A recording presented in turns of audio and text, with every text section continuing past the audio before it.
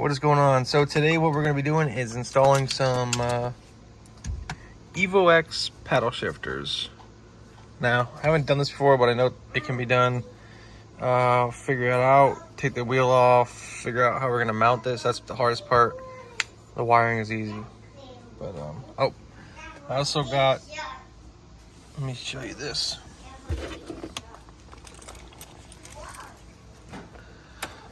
Put this in the other day. I forgot I had this in my closet. A little smart screen that has Apple Play. So it's pretty dope. It's nice for Apple Maps. I'll just show that real quick. But let's take this steering wheel off and then check how this thing will mount.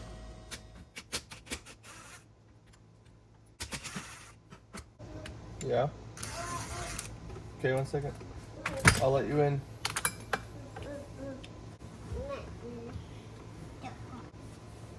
Hey, what's that?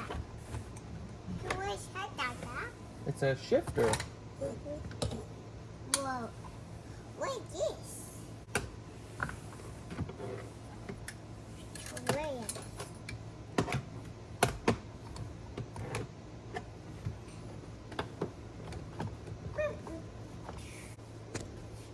What, Daddy? Where are you? Where are you? Alright, so I was definitely hoping I wasn't going to have to hack up the bottom as much, but it's looking like I'm going to have to basically cut it from this line all the way down. But this is what we got right now. 2 screws, one here, one here. Looks pretty good. Just wish the bottom wasn't so big. That's the main problem. This fits on nicely. This is the issue. Basically, this part right here, wherever it matches up on the plastic, is gonna have to be cut off. All right, so we got them wired up, mounted up. You can see I cut the top off of them. I painted the base black because unfortunately I was trying to literally hack up this bottom cover, plastic cover, the least I could. And it didn't really work out. But it is what it is. Paddle shifter is gonna be way nicer. Painted it black. It looks fine. But they work.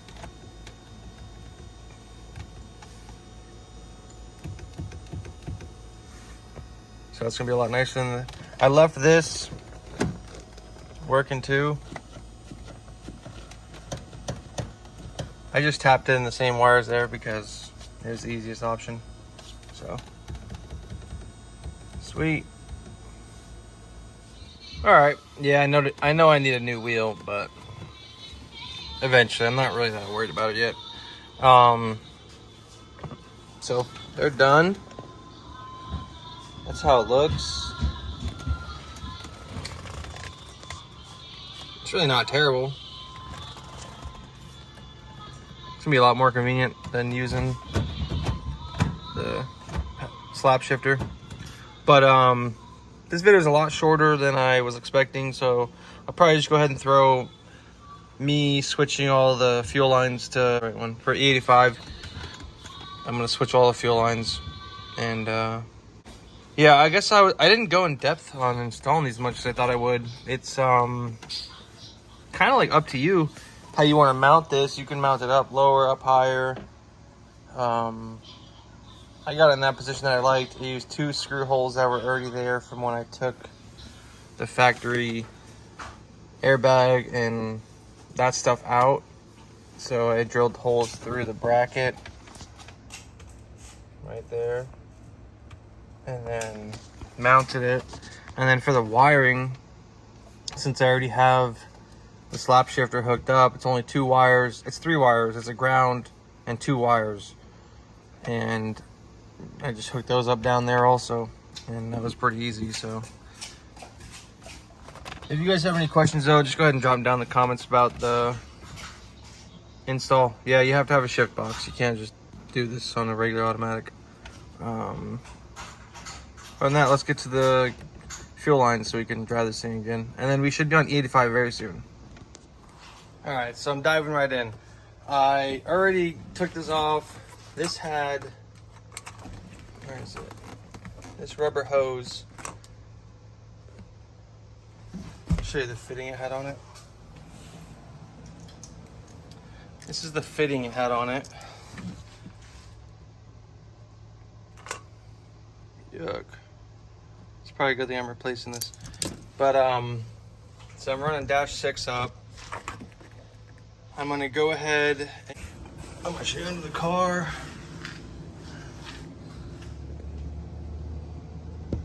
That's the hose. I can probably pull it down. Oh, I forgot. Yeah. There's gas on it. But this hose runs up. They already replaced this once upon a time.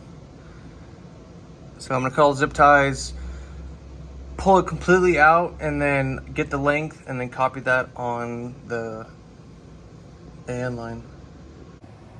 All right, so after struggling for a bit, we finally got this piece of shit fuel line out. The hardest part was getting the filter because it's down by the power steering pump, and it was super tight getting the bracket off. But yeah, that's the old filter they had. This is like some Continental line. I don't even think it's fuel line. It's like, I don't know what it is, to be honest. But got that. So we're gonna match this length. Give her so like a couple inches, because that right there is gonna go, I think, kind of close to where the other one is. I wanted to mount it under the car, but I'm too worried about it being too low and hitting the ground or whatever. I don't think it would where I have like an idea to mount it, but I don't know. So I'm gonna match this line and then get this in, mount that to the wall, and I'll show you what I decided. I'm still like contemplating it, but yeah, here we are. All right, so here we go. This is the new line. Gonna mount the filter right on the firewall, similar to where the other one was. Run it back right there. That goes like a 2 foot, if that, to the fuel rail. And then next is the return line we gotta run. So I'm gonna go ahead and put this in the car, and I'll show you what it looks like sitting in there. All right, latest update. This has definitely taken me a bit longer than I expected, but we're gonna have the filter right here. The AN line goes straight down back to the tank. I'll show you underneath in a minute. And then our return line goes over to here, goes down and under, and then down the same spot that the feed line comes up, and they run back together. And I'll show you that in a second. The only thing I have left to do is remake that AN line, and then I have to make this. So I did want it back there, but with this power steering pump in the way, it's kind of tight down there, and I don't feel like taking it out and all this apart. So it's easiest to mount it right there. For the AN line, I'm probably just gonna go straight from here to the rail, and it's gonna be pretty much, you're not gonna really see it underneath that. It'll look fine. There's already a lot of shit going on under this hood. So I got to make that line from the filter to the rail, that little line, and then I'll show you the back here what I gotta do. I gotta hook up the return right there. That's easy. And I'll show you underneath also. So I didn't, here it is. So comes down, comes down. That's the old one, that's the factory one. there, runs along.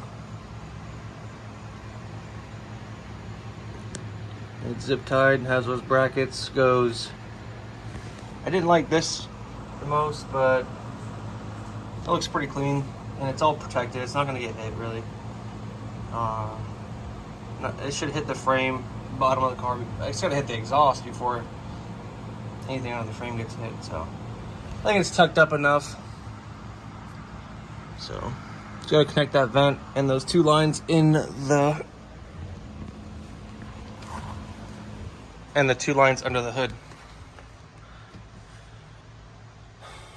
All right, so we're pretty much gonna call for tonight. Right there, had to do an unfortunate thing. So I have 6 AN to an adapter. And this is a barb adapter, so it goes to this little hose onto that. I didn't have it's either I couldn't tighten the 6 AN tight enough onto the barb, or these clamps bottomed out and I couldn't get any tighter. So I have a little piece of hose right there. Not a big deal. Maybe I'll fix it one day. I don't know. Probably not. It's fine. So this is all done back here. That's how that's gonna look. All right, so we're all complete. Here's the line that I'm not the biggest fan of, but it blends it decent.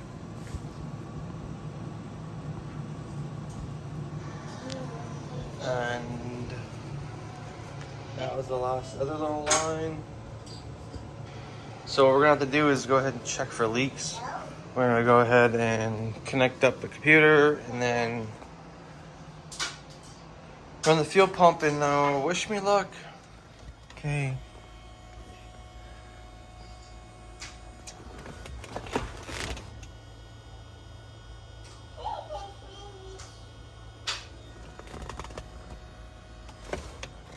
All right, just put the fuel pumps on.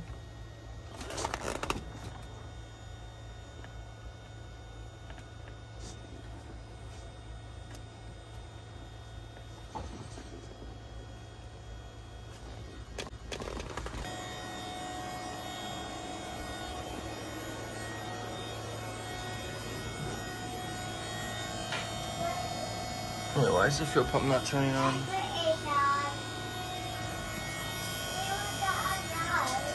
One second. Well, I see why it wasn't turning on. I missed this plug. Now.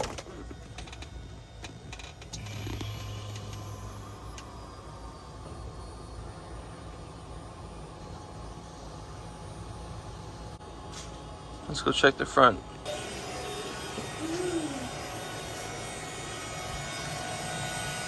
I have to turn it down a little bit, but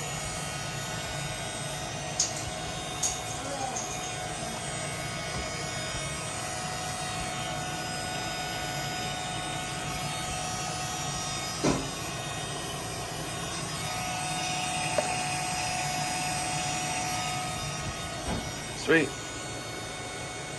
Let's go ahead and see if we can put the new tune in and fire it up. All right. Let's see.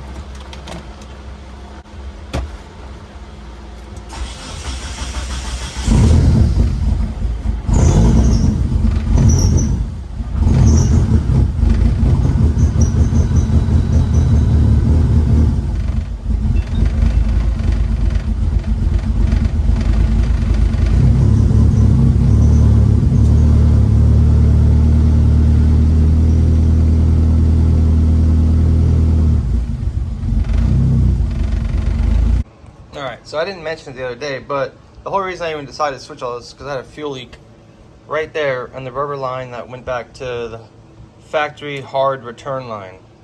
And that was a whole nightmare. I'll put a video of it right here real quick.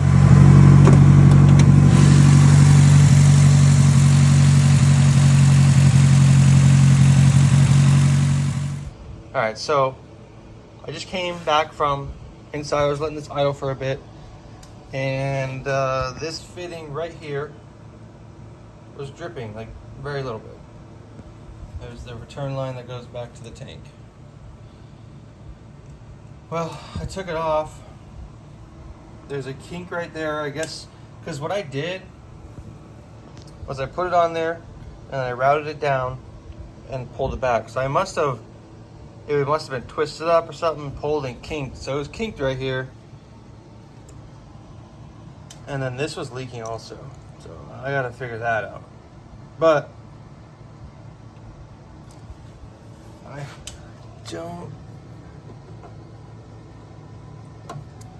I don't know. I'm gonna go ahead and cut behind the kink, put a new fitting, and then instead of looping it like that, I'm gonna go ahead and put one of the ones right there, the down angle 45. Put it right there. So bear with me. So I was a little sketched out cutting the return line with the angle grinder to get a cut, but there it is. I put a 180 in there instead because the line goes down there anyways. But yeah, that looks fine. Where's the cutoff? I don't see the cutoff, but cut off a good amount, cut out the kink. So let's go ahead and test this one. Take two.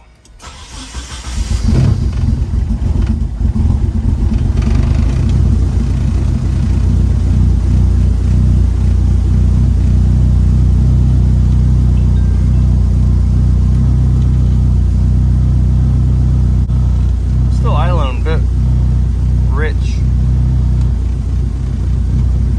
I'm gonna check if the fuel pressure has increased or what's going on.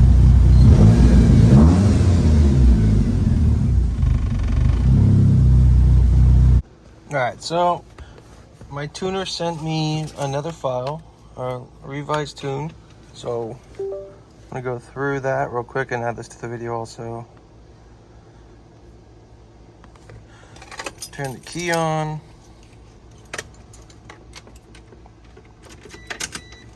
I'll show you guys how I load the new tune in.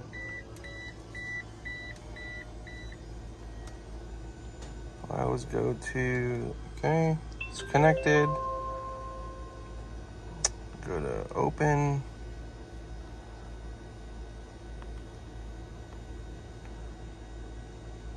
Fuel after new, fuel system right here. Open that, open a log. Go reset your fuel trims. Okay. Go here, copy to ECU. Copy all to ECU, sorry.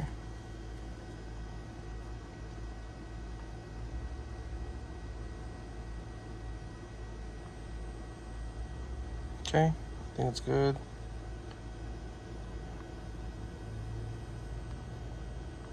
Go here, go double check. This looks the same. Yep. So it worked. Go here, here. Start a new one.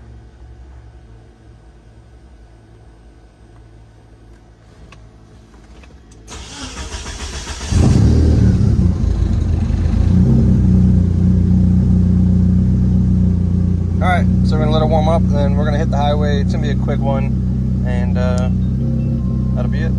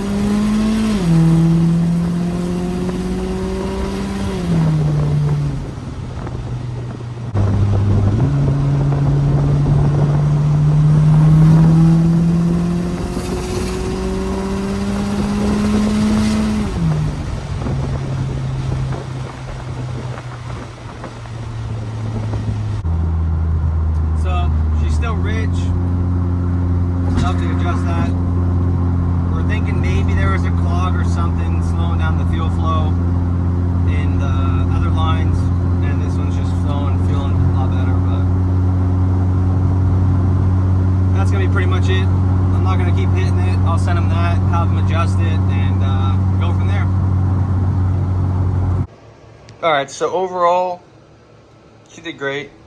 Fuel lines don't leak. Just had that one hap. That's my first one. I don't know if it was the fitting or whatever, but I was tightening it up as it was like kind of you could see it was coming out a little bit, and I thought it was just at the connection. And then I tightened it one more like quarter rotation, and it got loose. So I don't know what I did to it, but that piece is right here. I mean, it's kind of good that it happened anyways, because if that didn't, I wouldn't have seen that kink like that. So that wouldn't have been good. But we got that fixed. Everything else is dry. We just got to still dial in the speed density. We're still at 93. As soon as we get this dialed in on the speed density, we will be, he said, you dial in on 93, and then you can, it's easier to use the global or whatever. I'm not a tuner, I don't know this shit, it's like Chinese. But so once we are ready on 93, it's pretty easy to switch over to 85 and get that running. So yeah, the paddle shifters are amazing, way better. And yeah, hope you guys enjoyed this video. Hopefully next video, I keep saying I want to do a tuning video of us, but it's so boring. Like, we're not doing much. I'm just going out driving, going in the computer, driving. But I'll see you guys in the next one. Not sure when it will be, but peace out.